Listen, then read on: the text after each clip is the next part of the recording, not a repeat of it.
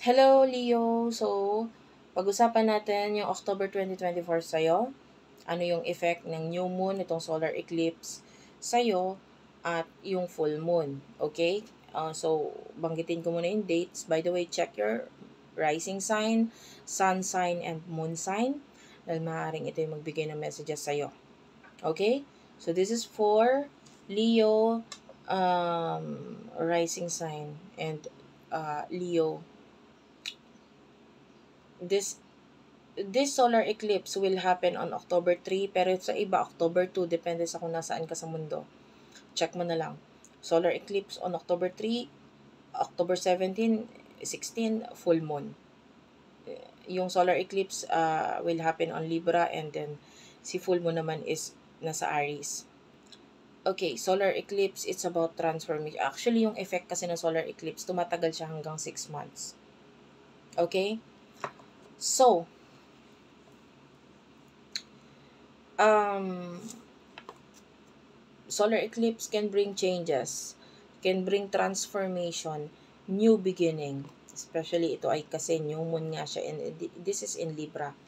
And yung iba sa inyo, there's a high chance, no, Leo, that itong solar eclipse na ito, magdulot ito ng new communication, connection para sa'yo. Or maybe, yung iba, pwedeng um,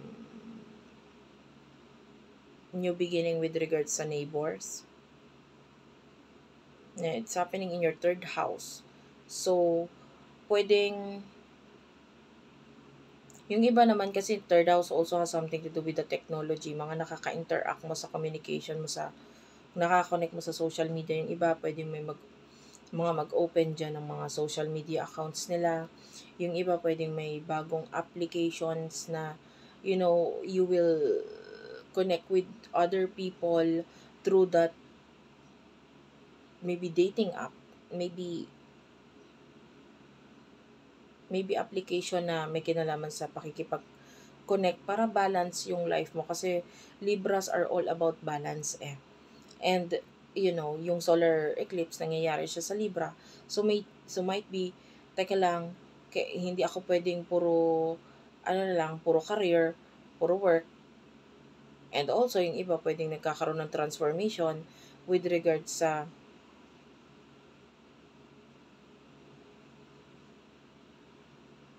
iyong relationship. The Pluto is having retrogrades. So, also the Uranus.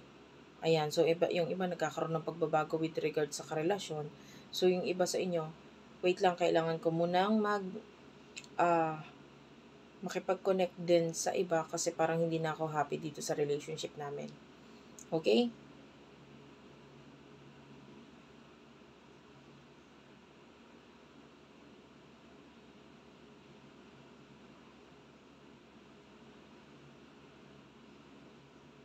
And yung iba sa inyo, there's a high chance of uh, you will feel more in love pagdating sa mga nakaka-connect mo sa social media. So yung iba sa inyo, kung talaga may ka-connect ka na sa social media, pwedeng magkaroon ng level deepening of connection na mga nakaka-connect mo sa social media or with regards to your past. Okay? And yung iba, some kind of ending ang gusto kong gawain, pero maaaring hindi pa makapag-take ng actions regarding that ending. And kasi pwede may limitasyon eh. May limitasyon. Especially may kinalaman ito sa home, house, or maybe especially if you're already married in a relationship. Medyo mahirap i-end yung relationship, pero nandun yung and the new moon and the Lilith, Mercury, and South Node, nandun yung conjunction niya with the Libra. So maybe some of you feel like this is the one for you, this is your partner, may marriage potential ito, or ito yung nararamdaman mo ng soulmate connection. So gusto mong ituloy ito.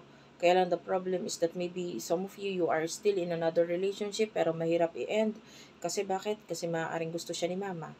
Okay? Or bakit? Dahil because of a child. Maybe you are married with this person. So, nagkakaroon ng ganun. And, but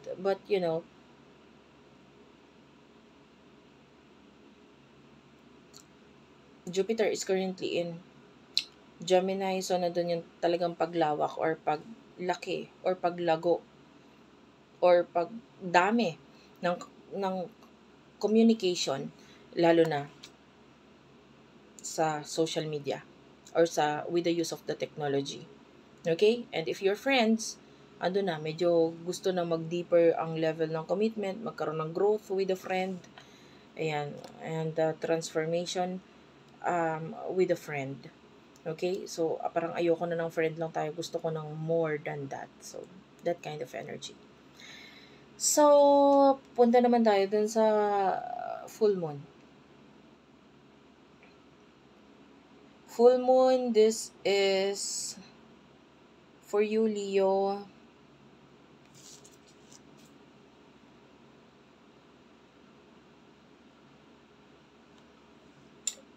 Okay, there's going to be a big change or maybe transformation na pwedeng may kinalaman nga sa someone or something na malayo sa'yo. Okay? Nakakita tayo ng mga actions dito. Also, some of you, maybe during this time, you will heal from the past wounds na nararamdaman mo, naranasan mo. Pwedeng dati kasi sobra ka nasaktan. Tapos maybe a person na malayo sa'yo can help you na ma-overcome or actually, this is question or depende sa'yo, no? Pero yung iba, transformation, yung iba, closure. Kasi it's full moon. Pwede ring maging closure ang full moon eh. Pero yung iba, because there's a solar eclipse nga na naganap, but it could also be a transformation. Ngayon, depende sa iyo. Depende sa mapapag-usapan ninyo ng person na ito. Okay? And also because the 9th house has something to do with higher education, expansion ng philosophy mo pagdating sa life, religion, journeys, travel, and yung iba pwedeng may kinalaman sa astrology because or tarot, no? So, dahil dito sa tulong nito, somehow yung iba sa inyo, nagkakaroon ka ng idea kung ano yung dapat sa buhay mo, ang dapat i-close, ano yung dapat i-end. And then, during this full moon, nakikita pa rin natin yung hirap mo dun mag-take ng action eh. Okay? It's forming square with the Mars. So, nandun pa rin yung ang hirap mag-take ng action. Pero, ang hirap hindi makita or hindi mapansin yung connection mo with regards with this person spiritually dahil somehow with the Chiron there, pwedeng ang dami mong natutunan eh. Spiritual, sa mga natututunan mo spiritually, yung iba, lumawak na ng lumawak, kakanood mo ng YouTube tarot reading or astrological reading. So, ito yung like, dagdag pa sa isip mo na, hindi, talagang may special connection kami kasi tumutugma yung mga sinasabi doon. No? With the use of technology ngayon, napakadali na ma-access itong ito nga, nakakapanood ka ng astrology sa akin, tarot reading sa akin, yung iba. So, nandun yung parang nagkakaroon ng like you looking at yourself, para kang nasalamin mo bigla yung buhay mo eh. Nasalamin mo bigla yung mga pangyayari sa buhay mo na kailangan mangyari talaga dahil lesson ito sa buhay mo. Like maybe yung iba, mas lalo mo mapapatunayan, ay ito, nangyari ito sa buhay ko kasi karma ko to. Okay? If this is a relationship, you can, pwede mo nang masabi, ay karmic person ko to, karmic relationship ko to. That's why. Okay? But, pagdating sa pag-take ng action regarding ending, medyo mahirap kasi may limitation. No? May limitation. And yung iba naman, if you want to end the spiritual connection, the Saturn is in Pisces, medyo mahirap. No? Bakit? Kasi nandyan pa rin yung mga sign eh. Nag-appear pa rin siya sa panaginip ko. So, and also the Neptune is there.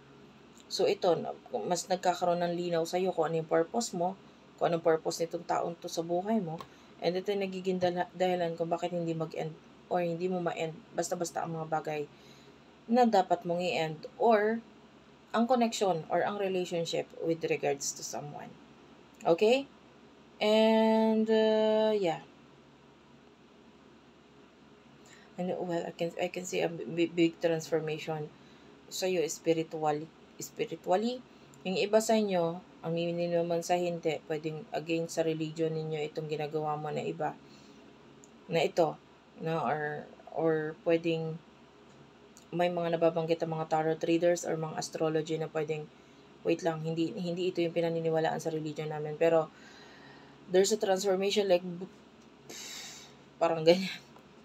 Kasi yung solar eclipse can also bring epiphany, breakthroughs, no? And dahil sa nadadagdagan yung kaalaman mo regarding dito, parang mas part of you is with the moon in your ninth house. Naging dahilan din ito para magkaroon ka ng change of religion or pagbabago ng pananaw with regards to your religion or with regards sa mga dating naituro na sa'yo, mga nalaman mo na. Okay? So, yeah.